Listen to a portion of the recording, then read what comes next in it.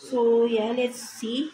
Aquarius, no? So, kamusta kayo dyan, mga Aquarius natin, no? So, let's see what's your current situation right now, mga Aquarius natin. So, kuha tayo ng 3 cards for you, Aquarius, for your current situation. Let's see. What is your current situation right now, Aquarius? Let's see. 3 cards for Aquarius, please. For Aquarius.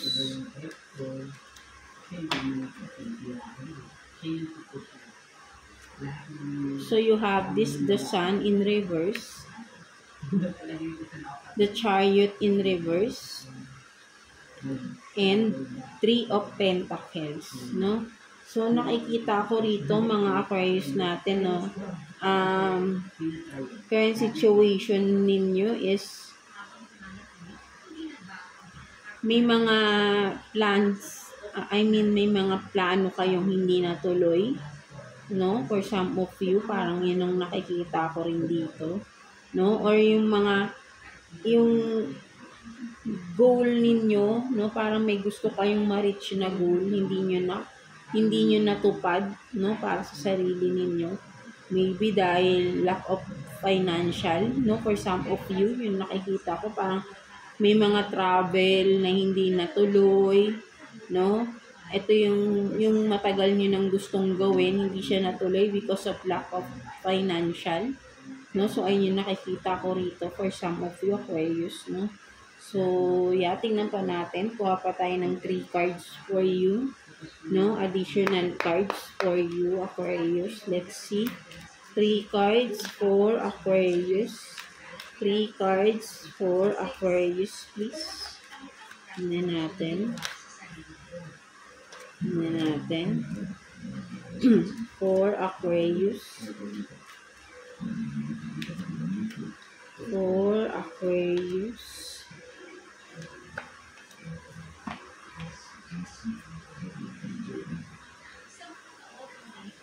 So you have this King of Swords, Ace of Cups,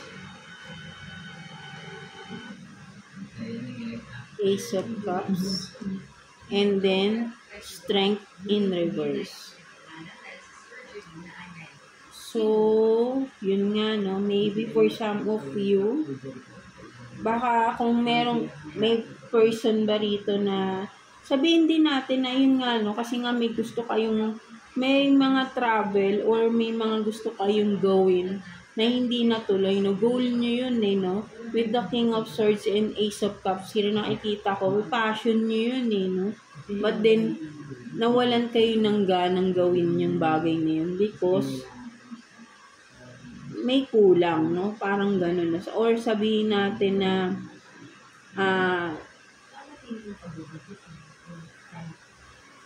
hindi enough kung ano yung meron kayo, no? Ayun yung nakikita ko rin. Sabi nga natin, financially unstable, no? That's why, hindi mo nagawa, no? Hindi mo magawa tong goal mo na to, no? Mga Aquarius natin. Ano man ito, right, no?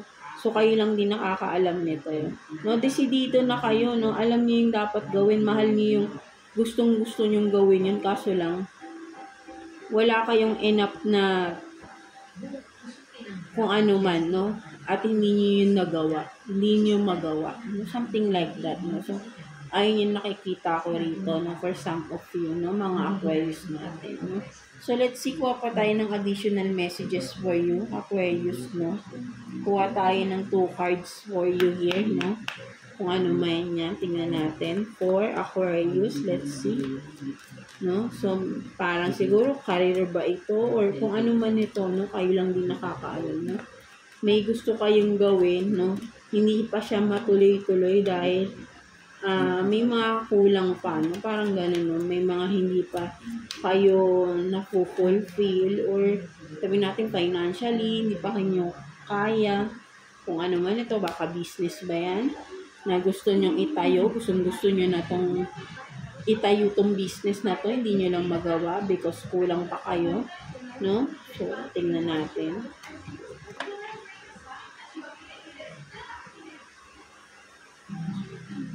So, you have this nurture and then flow.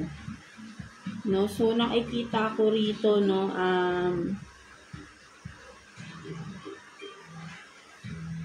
maybe, yun nga, no, parang may mga kailangan pa kasi kayong gawin, right? No? So, sinasabi rito sa card na to, no, nakikita ko, parang just go with the flow lang, no? Parang siguro nag-overthink din kayo, no? Sa umpisa naman, kung business to, no, Aquarius, is sa umpisa, hindi naman natin kailangan ng bonggang-bongga, right, no? With the nurture here, no, pinagtsatsagaan yan, no? Hindi yan instant, no? Sabihin natin na ito kagad yung gusto nyo mangyari, ayan kagad yung instant makukuha mo na agad, no? So, yan, no, sorry na putol yung ating video. No, so, yun nga sinasabi ko, no, pinagtsatsagaan yan with the nurture, no, pinapalago yan, right? Hindi yan yung agad na kapag nagsimula ka ay malago agad. Siyempre, ikaw mismo magpapalago ng negosyo mo, kung ano man to, right? No, negosyo man yung gusto mong simulan, di ba? Kung career mo yan, no, magsimula ka sa mababang posisyon, no, at pag-igihan mo yung trabaho mo, and eventually, mapopromote ka, di ba? Something like that. So, ayun yung nakikita ko rito. No? Kailangan mo lang ng tiyaga rito. No? Huwag mong agad-agad gusto mo ito kagad. No?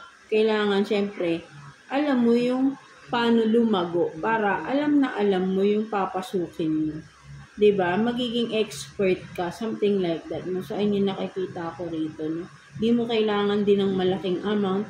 No? Kung hindi mo pa kaya, then start in a small amount.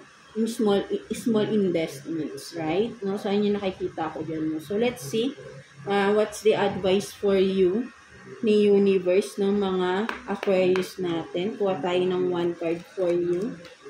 Advice for Aquarius. Let's see.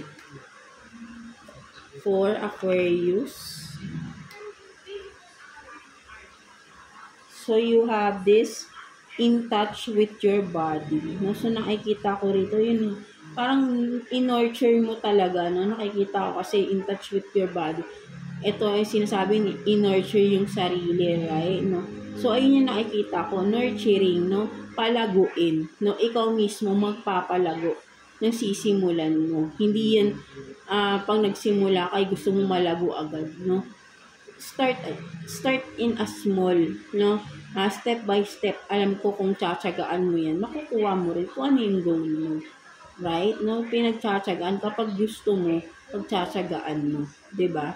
Something like that. No? So, ayun yung nakikita ko dyan, mga Aquarius natin. So, yeah.